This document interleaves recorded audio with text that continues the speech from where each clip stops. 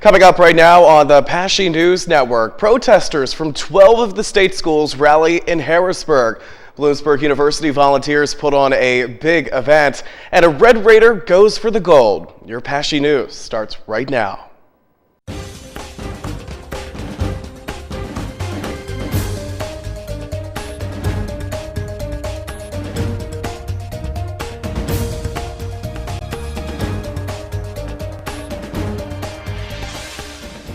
Hello and welcome to the first installment of the PASSHE News Network. I'm Kyle Rogers.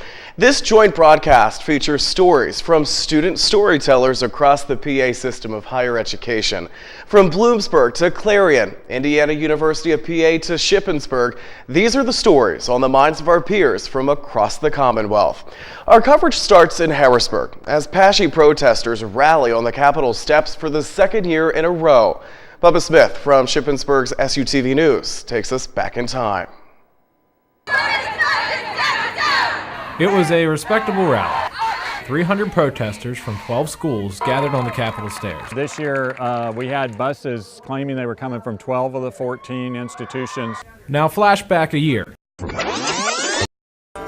Thursday on SUTV News, find out what me and 1,000 of my friends are doing here in Harrisburg. The turnout was twice as big. I was very surprised by actually how many students came. There were a ton of signs. I don't know if you've gotten any video of some of the signs, but they're priceless. And protesters marathoned over 40 miles by foot to get there. We had groups of usually 2 or 3 doing from 5 to 10 miles at a time, with some people doing 2 legs. It may have looked and felt different a year ago, but 2012 protesters say the smaller crowd isn't a quieter one. There's more energy this year. People are more angry. I think there's a lot of enthusiasm this year from people to get out and say something about the governor's budget cuts again. And busier students. If a student couldn't make it here today, it's more than likely it's because they're trying to work. I know kids that couldn't make it because of classes, things like that. Are still important ones. No matter if we have 1 or 700 students, all of us matter. United, we stand! In Harrisburg, Bubba Smith, SUTV News. And though the Back to the Future rally ended early, APSCUF officials say the fight for the future continues. Organizers reminded students to send postcards to their legislators. For a list of those legislators, visit apscuf.org. And SUTV News reporters were not the only student news gatherers in Harrisburg. Matt Knoedler from Clarion's CUTV has more on the students who continue to fight for their future.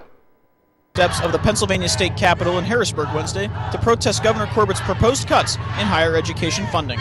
The motto of the rally was Back to the Future, which emphasizes the severity of the potential cuts and how the governor's plans would take the Pennsylvania state system of higher education funding back to 1989 levels. It was 1 year ago that Governor Corbett and Pennsylvania legislators cut 18% of the state's higher education funding from the budget. Now, the governor is proposing 20%, and students are not happy. And right now, we are facing a fight that clearly we want to fight. But it only helps if they realize that we are willing to fight, and we are continually willing to fight. This is our second protest here at the Capitol, and if this keeps on happening, we will keep on showing up. We will not stop, and we will not shut a blind eye to what's going on. This is our future. He's already had one. It's our turn. Officials of APSCUF, the Association of Pennsylvania State College and University Faculties, were also concerned about the effects the budget may have on them. We have 150 fewer faculty this year than we had a year ago. There were a lot of retirements in this summer, and a lot of people didn't get replaced, and they're going to do that. They're going to use attrition when they don't have the budget to fill positions, and that's going to, put a heavier load on everyone who's there. Joining the APSCUF officials were lawmakers from the Commonwealth, including State Senator Andy Ditteman, who believes closing tax loopholes could save Pennsylvania money and prevent cuts such as these from taking place. Yeah, the Delaware loophole is a rather complicated process, but it's an intriguing one. What happens if I'm a corporation, I can go set up an operation in Delaware. All I really need is a mailbox, and I can incorporate there. And then if I exist here in Pennsylvania, I then can charge off to the Delaware corporation certain expenses, and then I don't pay tax on them. The midday rally lasted nearly 90 minutes. Budget hearings will continue throughout the spring, with the final budget being released later this summer. Reporting for Face the Campus, I'm Matt Knoedler, CUTV. Matt, thank you. And though the cuts to higher ed started in Harrisburg, the effects are felt throughout the state. We'll head west now, where the IUP campus feels the sting of a tighter wallet. Crispin of the Indiana University of PA-TV crew tackles budget cuts in their weekly debate. Hello friends, I'm Crispin and this is IUP-TV's multi-award-winning debate show, The Week in Review on the PASSHE News Network. Here at The Week in Review, we analyze and discuss the top stories from our neck of the woods and around the world. Joining me today are three of our communications media panelists. To my far right is senior Aaron Slattery, to my immediate right is freshman Tam Toe, and to my left is senior Heather Roberts. Now let's get into this special debate about the PASSHE budget situation in Harrisburg. Republican Governor Tom Corbett is proposing a 20% cut for the state system of higher education. This follows last year's battle where a proposed 50% cut was reduced down to 19%. Still, the big cut saw tuition rise here at IUP by over 7% and forced several personnel changes and hiring freezes. IUP interim president Dr. David Werner said there is less wiggle room this year for the proposed cut number to change. And if the 20% cut goes through, tuition would go up 11%, along with fee increases and further cuts to department budgets, and even the removal of departments going forward. Your thoughts on the budget crisis, Tam? You know, anytime I hear about cuts in the budget for education or a rise in tuition costs, it always creeps me out a little because as a student, you know, I have to work hard to get through my 4 years of college and possibly go into grad school. And I don't want to graduate with mounds and mounds of debt that I owe to government. So I think this is just, you know, it just pushes me to work harder than I already have to in order to alleviate myself of the financial debt that I have to go through eventually. Heather? Well, it makes me very grateful that I'm a senior and I won't have to deal with as many loans in the future. Sorry, Tam, enjoy your sophomore year. But, you know, in continuing education, going to grad school, it really puts a damper on future plans I may have because I never took out loans, but now I may have to. Aaron? I'm with Heather. Unfortunately, I've never had to take out any loans, but now because of this new budget cut, I'm probably going to have to. So thanks, Pennsylvania. I have to come back in the fall to finish out the next semester and then graduate December. And I'm now, when it comes to thinking about grad school, you know, this is really going to screw me over in the end, I feel like. And we're all trying to just get an education so that one day we can have a great job. And, you know, for the first, 5 years, you're going to have to pay back loans after, like, the 5 years. Yeah, I mean, you know, one of the main selling points of the PASSHE schools is the affordability of them. And if you make more of these cuts, you're going to have to make tuition increases, and that's just going to maybe price you out of the market for a lot of people. I know a lot of people who have gone through that. Do you happen to know any people who have gone through such situations? Well, many of my friends are still in school, so I don't know many people who have, I don't personally know anyone who's struggled financially after college, but the few people that I do know, I know that they are having a hard time, but they're not in like any major trouble or anything. Real quick though, let's get your opinions of IUP just in general. Are you guys still happy with the place in spite of its now increasing costs? Yeah, I think I get a good education here. I've been here, you know, as a senior for 4 years now, and I think it's done well for me. Yeah, I think the education that you get for the tuition cost at IUP is fairly low compared to other schools in Pennsylvania, so I feel very fortunate for choosing this place to go to. No, I definitely appreciate everything IUP's given me. I think it's a great campus. And I think, you know, Governor Corbett's main point, as well as others, is that just the cost of higher education is getting out of control to begin with. So I think we just need to find a way just for everyone to make the higher education just more affordable. That's our take, and if you like what you see here, then check out our show in high definition and on demand on our Facebook page at www.facebook.com/theweekinreview. And for more information on IUP-TV, check out the station's Facebook page at www.facebook.com/IUP-TV. Aaron Slattery, Tam Toe, Heather Roberts, I'm Crispin Havener. All right, Crispin, thank you. Coming up on the PASSHE News Network, volunteers in Bloomsburg gathered together for a big event. Stay tuned. Welcome back to the PASSHE News Network. In College Town, students are temporary visitors of a community of permanent residents. Bloomsburg University Television has more on the campus that gives back. To say the big event at Bloomsburg University was a big success would be an understatement. On Saturday, March 31st, more than 700 students made it out for the third annual big event, sponsored by the Community Government Association. Despite the chilly weather and scattered showers, hundreds of students spent their Saturday raking leaves, cleaning porches, collecting brush, painting, washing windows, picking up trash, and hauling remaining flood residue. This is the third time we've done the big event. The person who got it off the ground, Gia Adornetto, is right down here. Let's give Gia a hand. It's wonderful to see hundreds and hundreds of you out here. I know you're cold. I know you're anxious to get to work. It'll warm you up. I just wanted to take a minute to say a sincere thank you on behalf of the town and our residents for what you're doing today. I know you're all busy, your classes, you've got lives and clubs that you're a part of, so the fact that you're taking time out of your schedule to help these people and to help our community is just absolutely wonderful. Many of you are the same students who helped us during the flood, and 6 months later people are still talking about it. So thank you so much on behalf of the town of Bloomsburg, and good luck today. A variety of student groups participated in the big event, including Greek life organizations, Frederick Douglass Living and Learning Community, OWLS, and various athletic groups. Ultimately, what happens is students sign up, and then student government, CGA, distributes and organizes them to go to different project sites in town, whether it be private residences, public areas like the town park here, or just across town, anywhere we can. The big event is really about the students creating a tight-knit relationship with the community. We interacted with not only residents of Bloomsburg, but also business owners and townspeople such as the mayor. Everyone in Bloomsburg is really affected by the big event, which is so important to us as a community government association and also to the students. Feeling welcome and feeling that positive relationship throughout the town as a student is really important, and the big event helps to create that relationship. CGA managed to raise more than $10,000 in donations this year. The demand for aid was further increased because the Bloomsburg community continues to recover from the flood of 2011. You can help make the big event even bigger next year by volunteering just one day to help out the Bloomsburg community. Check out the link below for the full story and President David Soltz's response to the big event. Bloomsburg is one of 80 colleges across the nation participating in the big event. To learn more about the national project, visit thebigevent.tamu.edu. And sometimes colleges rely on their communities for help. Amanda Peterson from Shippensburg University's SUTV tells us the story of one community's effort to save one of its teachers.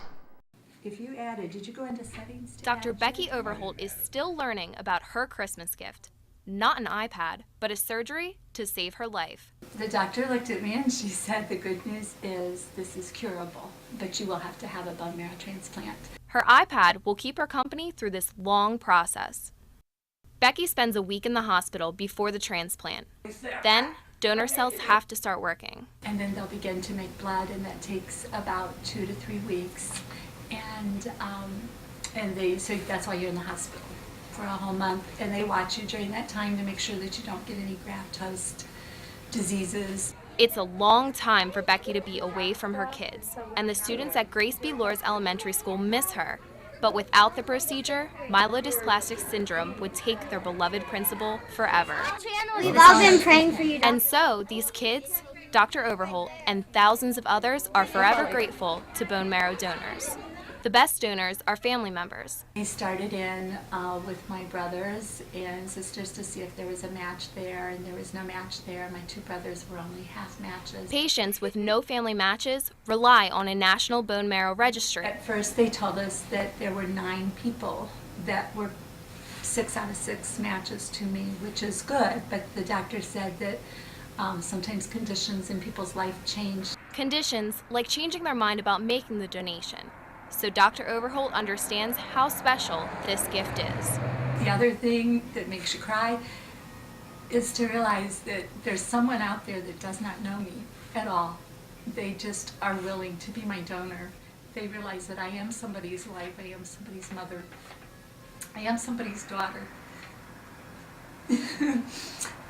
Dr. Overholt is recovering from a bone marrow transplant surgery. She continues to receive care at Johns Hopkins Hospital. Still ahead on the PASSHE News Network, PASSHE schools go up against each other in the NCAA championship, plus how one Shippensburg senior is running towards the Olympics. Next. Both Red Raider and Husky athletes are earning national attention. Bloomsburg University Television has the story of the Lady Huskies' trip to the opening round of the NCAA tournament.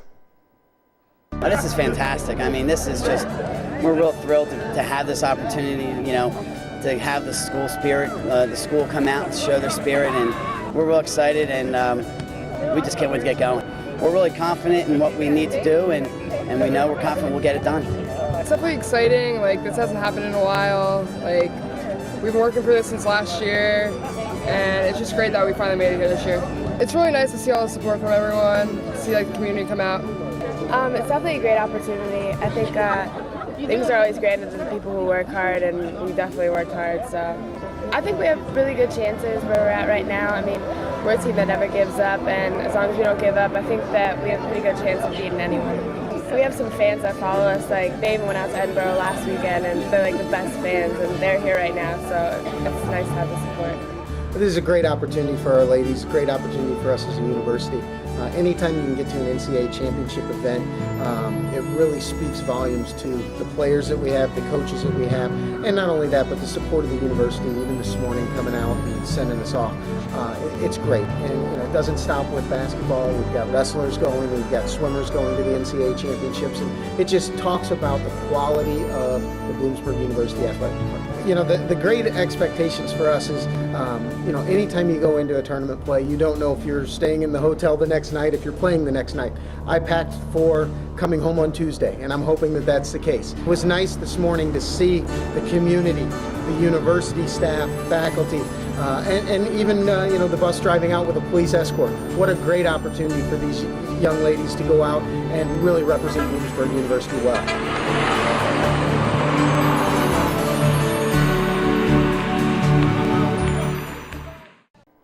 And the Lady Huskies fell to PASSHE rivals IUP in the NCAA championship. She's the only athlete to win the Pennsylvania State Athletic Conference Player of the Year award twice. With London on her mind, this Red Raider is setting her sights on a bigger goal. Bubba Smith from Shippensburg's SUTV has more on the Red Raider going for the gold. She trains for an hour, I typically do a training session in the morning. then studies, and trains again. I go to class, and then straight from class I go to practice. And then she hits the weight room once more. A lift after that, or core work, time in the training room. It's all part of Neely Spence's master plan to compete in the World Games.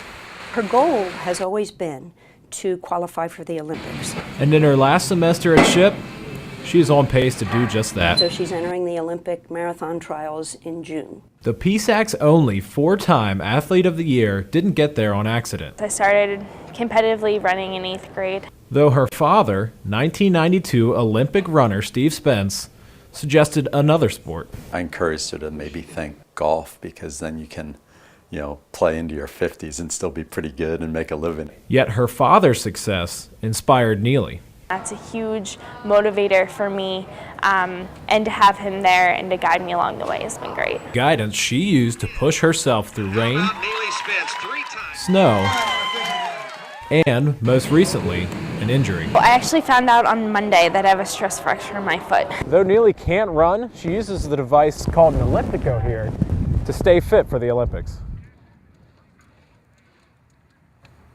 Really having to push myself, you know, in things other than running is probably a good thing. A good thing challenging Neely to reach the next phase in her life. Graduating, competing at the Olympic trials, and then I'm hoping to go to Europe this summer and do some racing over there. It's just the first chapter. You're going to see many, many good things from Neely in the future. Bubba Smith, SUTV News. Neely will represent the United States at the Olympic qualifiers in London in June. And that's it for the PASSHE News Network. On behalf of all of us at Shippensburg University Television, we'd like to thank our broadcast partners at BUTV, SUTV, and IUP-TV.